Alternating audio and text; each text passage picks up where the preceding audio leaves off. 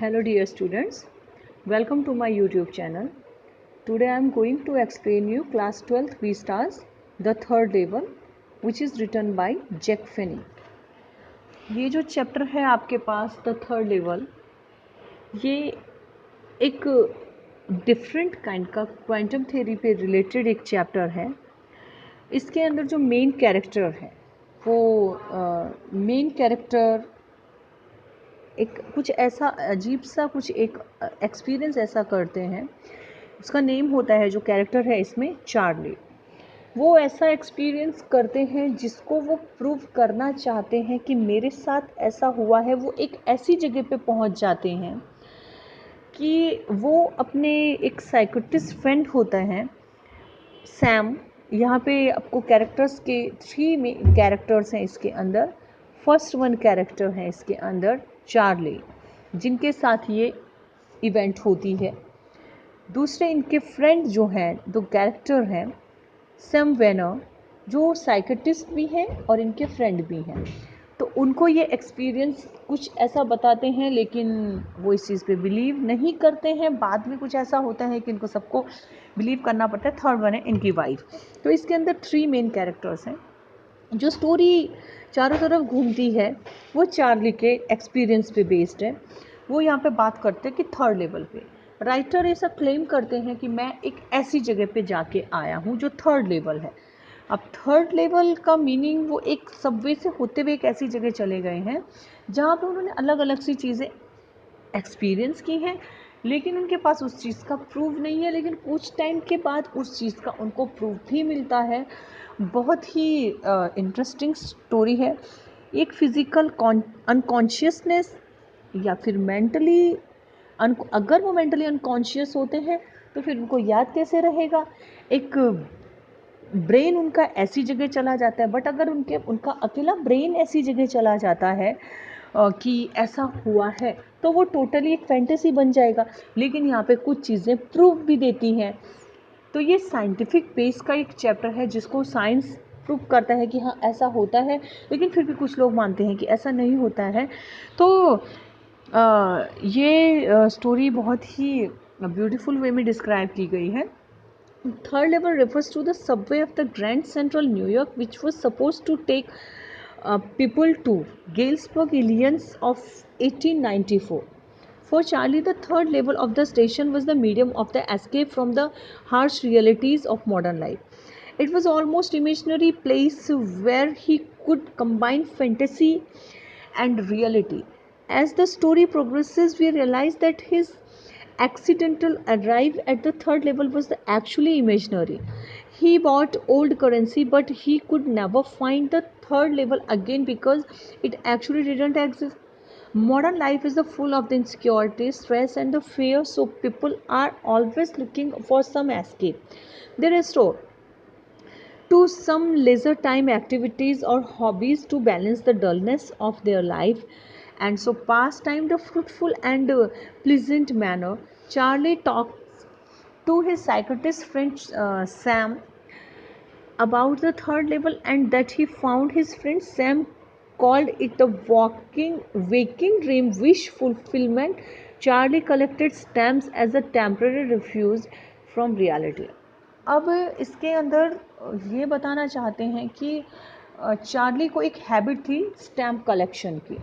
Stamp collection हर इंसान को अलग अलग हैबिट्स होती हैं. किसी को ड्राइंग की होती है, किसी को पेंटिंग की, किसी को सिंगिंग की, किसी को स्विमिंग की. मतलब एक मुझे ये करना है तो करना है. तो उसका जो फ्रेंड होता है ना सैम, वो उसको बोलता है कि देखो चार्ली, तुम जो ये काम करते हो ना, ये पुरानी कॉइन कलेक्शन, स्टैम्प कलेक्शन जो तुम करते हो, ये पता है आज की ह्यूमन बीइंग की लाइफ जो है बहुत स्ट्रेसफुल है. इतना स्ट्रेस है कि इंसान अपनी डलनेस को दूर करने के लिए ऐसे कुछ क्रिएटिव काम करता है जिसमें इंसान का दिमाग उलझा रहे.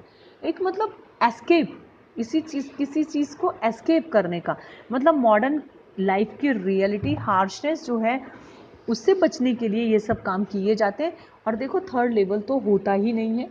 ये सब तुम्हारे दिमाग का भ्रम है। साइकेट्रिस्ट तो बोलेगा, हम साइकेट्रिस्ट के पास हमको कुछ अजीब सा फील हुआ या हमको अजीब अजीब से एक्सपीरियंसेस होते हैं, कुछ फील होता है, अजीब से ड्रीम्स आते हैं, वो फुलफिल होते हैं, डर लगता है, ये लगता है, तो साइकेट्रिस्ट क्या बोलेगा? साइकेट्रिस्ट यही बोलेगा ना कि देखो आप ज़्यादा सोचते हो, आपके माइंड पे स्ट्रेस पड़ता है, इसकी वजह से आपको ये सब कुछ होता है।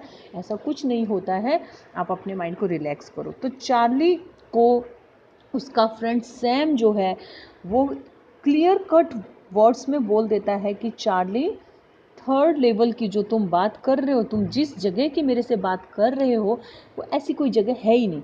अब ये थर्ड लेवल है क्या, उसके बारे में जैक फिनी ने इस चैप्टर के अंदर एक एक वर्ड को डिस्क्राइब किया, वो कौन सी जगह जाते हैं, उनको क्या फील होता है। सेम चीज़ अब जब वो अपनी वाइफ को डिस्क्राइब करते हैं, जो यहाँ पे है, तो चार्ली की वाइफ जो होती है वो बहुत टेंशन में आ जाती है, यार मेरे हस्बैंड को स्ट्रेस है, कहीं फिर से किसी ऐसी जगह ना चला जाए, पता नहीं क्या है, वो टाइम से घर नहीं आता है, तो वो एकदम से डर जाती है, उसको कॉल करने लगती है, बहुत ही ज़्यादा परेशान हो जाती है। और यहाँ पे राइटर भी अपने लिए बहुत ही ज़्यादा कॉन्शियस हो गया है, वो हर बार टाइम से घर पहुँचना चाहता है। तो स्टोरी शुरू होती है हमारी यहाँ पे कि चार्ली अपने घर जा रहे हैं ऑफिस से। वो मोस्टली ट्रेन से जर्नी करते हैं, जो वहाँ पे इंटरसिटी ट्रेन्स चलती हैं। तो सीन जो है वहाँ पे न्यूयॉर्क सेंट्रल रेलवे स्टेशन का है, लेकिन इसी रेलवे स्टेशन में अचानक से कुछ ऐसा हो जाता है कि चार्ली थर्ड लेवल में चला जाता है। तो यहाँ पे वो जल्दी घर जाने की, अब हम अपना चैप्टर यहाँ से स्टार्ट करते हैं टेक्स्ट बुक का first. Have you ever had any curious experience which other find hard to believe? क्या, पहला क्वेश्चन है, क्या आपकी लाइफ में कभी कुछ ऐसा हुआ है, ऐसा एक्सपीरियंस हुआ है जिसको दूसरे लोग बिलीव ही नहीं करते, अरे ऐसा हो ही नहीं सकता है? ठीक है, वो एक्सपीरियंस किसी को होता है, किसी को नहीं होता है। यहाँ पे हम चार्ली का, जो जैक फिनी ने ये लेसन लिखा है, वहाँ पे चार्ली का एक्सपीरियंस अब हम यहाँ पे शेयर करेंगे।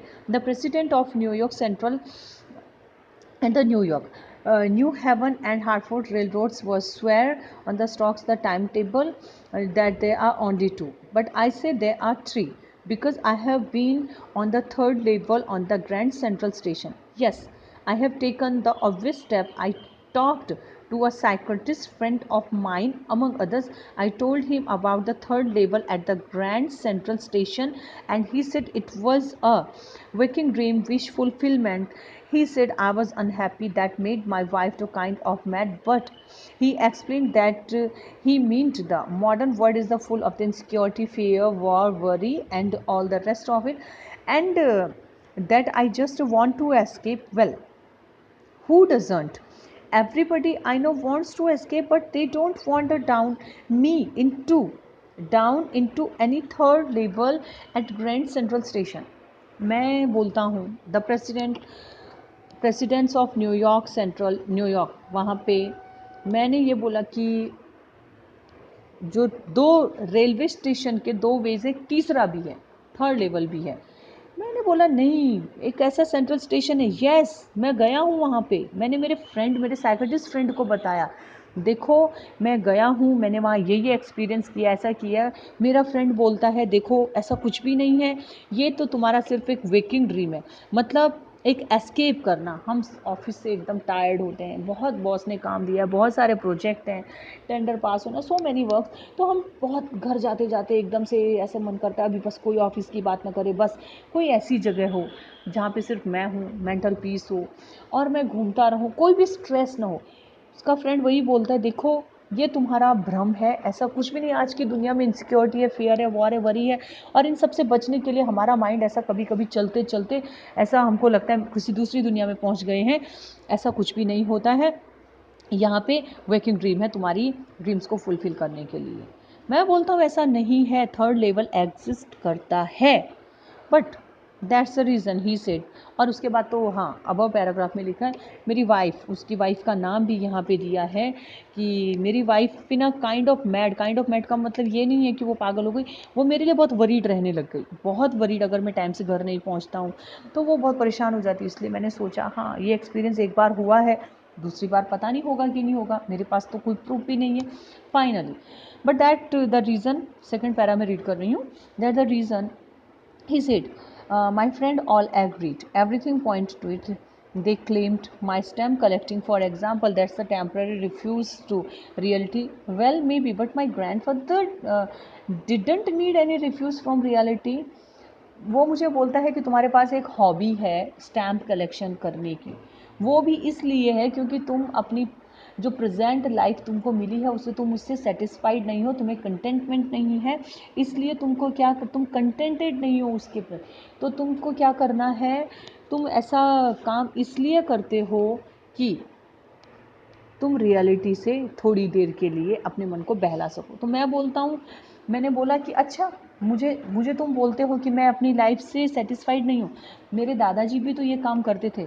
उनके दादाजी का जो चार्ली था उसके दादाजी भी स्टैम्प कलेक्शन करते थे, उनकी हॉबी थी, तो वो रिफ्यूज़ नहीं करते थे रियलिटी से, है ना, वो भागते नहीं थे किसी डेंजर से, और things were pretty nice and peaceful, और लाइफ चीज़ें तो और भी पीसफुल एंड ये प्रिटी पीसफुल तब हो जाती हैं जब मैं तुमको एक बात बताऊं, मेरा स्टैम्प कलेक्शन एक अकेला मैं ही नहीं हूँ जो स्टैम्प कलेक्शन करता हूँ, it's a nice collection to blogs for the for particularly everyday US issue first day covers the president Roosevelt collected stamps too, you know, तुमको पता है जो यूएस के प्रेसिडेंट थे, कौन, रूजवेल्ट उनका नेम दिया है, उनकी भी हॉबी थी ये स्टैम्प कलेक्शन करने की, तो क्या वो भी अपनी लाइफ से सेटिस्फाइड नहीं थे, है ना, अमेरिका के प्रेसिडेंट, इससे ज़्यादा क्या चाहिए, एक सुपर पावर के प्रेसिडेंट की लाइफ सेटिस्फाइड नहीं है, बोले नहीं, इससे इससे थर्ड लेवल का कोई लेना देना नहीं है,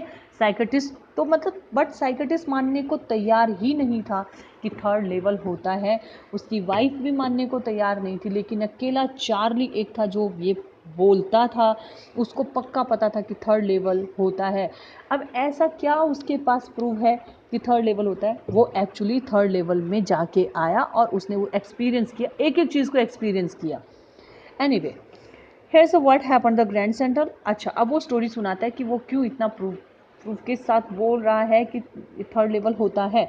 व्हाट हैपेंड द, एक दिन ग्रैंड सेंट्रल पे वो जा रहा था। वन नाइट द लास्ट समय I worked late at the office, I was in hurry to get uptown to my apartment, so I decided to take the subway from the Grand Central because it's a faster than a bus. मैंने सोचा कि चलो मैं office से घर जा रहा हूँ, ग्रैंड सेंट्रल की वजह से वहाँ से मैं जल्दी जल्दी घर जाता हूँ, मुझे अपने अपार्टमेंट में जाना था, तो सबवे का मीनिंग क्या है यहाँ पे, ट्रेन, है ना, the train from the grand central से मुझे लेनी थी, क्योंकि ट्रेन जो है वो बस से फास्टर होती है, तो मैं ट्रेन से चलता हूँ। I don't know why this should have happen me, मुझे पता नहीं मेरे साथ ऐसा क्यों हुआ। I am just and the ordinary guy to name Charlie 31 years, अपने बारे में बता रहे हैं कि मैं एक 31 ईयर्स का एक इंसान हूँ, एक मैन हूँ, मेरा नाम चार्ली है and old.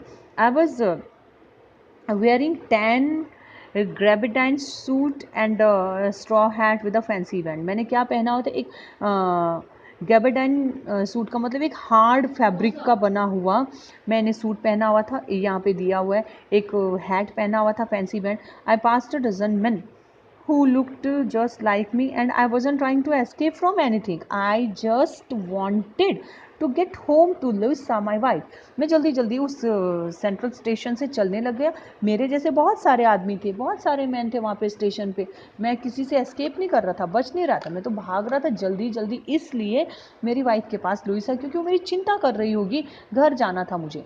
I turn into grand central from the Vanderbilt Avenue and went down the steps to the first level where you take trains like the 20th century. Then I walked down another flight to the second level where the suburban trains leave from the duct into an arched doorway heading for the subway and got lost. That's easy to do.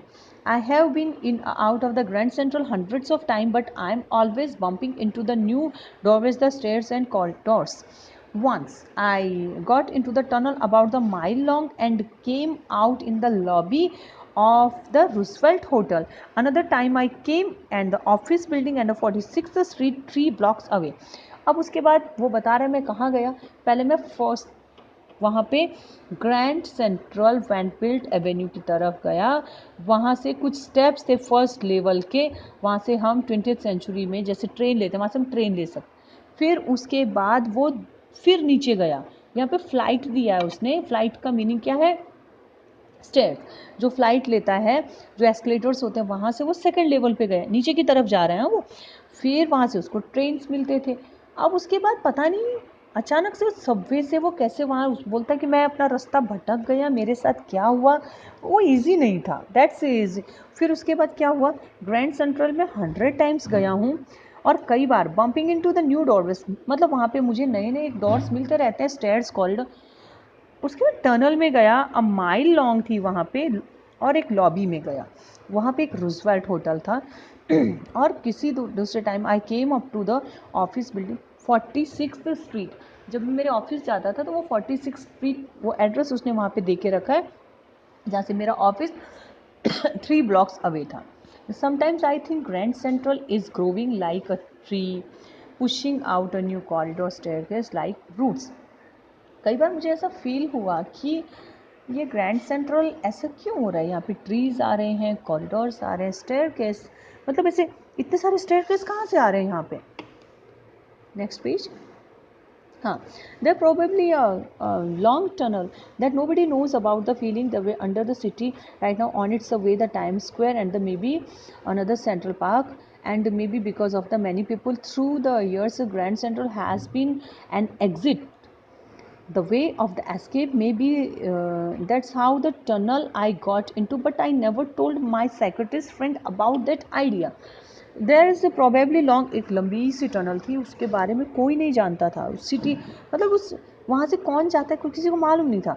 उसके बाद मैं गया central park में, और वहाँ से जो लोग थे, the years Grand Central has been an exit, शायद यहाँ से एग्ज़िट, मैंने ये सोचा कि यहाँ से एग्ज़िट होगा, वहाँ से मैंने एंट्री की, यहाँ से एग्ज़िट होगा, मैं चलता गया आगे उस टनल के थ्रू। लेकिन मैं मेरे साइकियाट्रिस्ट फ्रेंड को कभी ये बता ही नहीं पाया कि यार ऐसा मुझे दिखा, ऐसा idea. The corridor I was the began to angling the left and the slanting downward, and I thought that was wrong, but I kept on walking. मैं आगे बढ़ता गया कॉरिडोर से, जैसे जैसे मैं आगे गया लेफ़्ट की तरफ गया, फिर थोड़ा स्लैंटिंग वे में नीचे की तरफ मैं चला गया, जैसे कार पार्किंग के लिए हम लोग जाते हैं, थोड़ा स्लैंटिंग होता है ना, बेसमेंट में जो स्लैंटिंग होता है, ऐसा कुछ स्लैंटिंग था। मुझे लगा कि ये रॉन्ग है, लेकिन फिर भी मैं चलता गया, and I could hear was the empty sound of my own footstep, I didn't pass a soul. उसके बाद मुझे लगा मैं अकेले जा रहा हूँ, क्योंकि जब हम किसी ऐसी अकेली जगह, सुनसान जगह पे जाते तो अपने ही जो हमारे फुट स्टेप है, मुझे बोले मेरे पैरों की आवाज़ सुनाई दे रही थी, और कोई और भी नहीं था वहाँ पे। Then I heard a short hollow roar ahead, then means open space, the people talking. फिर उसके बाद मुझे एक दूर से हॉलो रॉर, रॉर का मतलब यहाँ पे कोई लायन रॉर नहीं कर रहा है, दूर से कुछ इको साउंड उसको आ रहे हैं, वो सुन रहा है। एकदम ओपन स्पेस में जब हम बोलते हैं तो दूर से ऐसे गूंजती है, आवाज़ गूंज रही है, इको जैसा आ रहा है, आपस में टॉक कर रहे हैं। The tunnel turn sharp left, उसके बाद में आगे बढ़ा, ये पैदल ही चल रहा है, ये किसी व्हीकल से नहीं जा रहा है। तो वहाँ से जो टनल है, अब वो फिर से एकदम शार्प टर्न लेती है लेफ्ट का।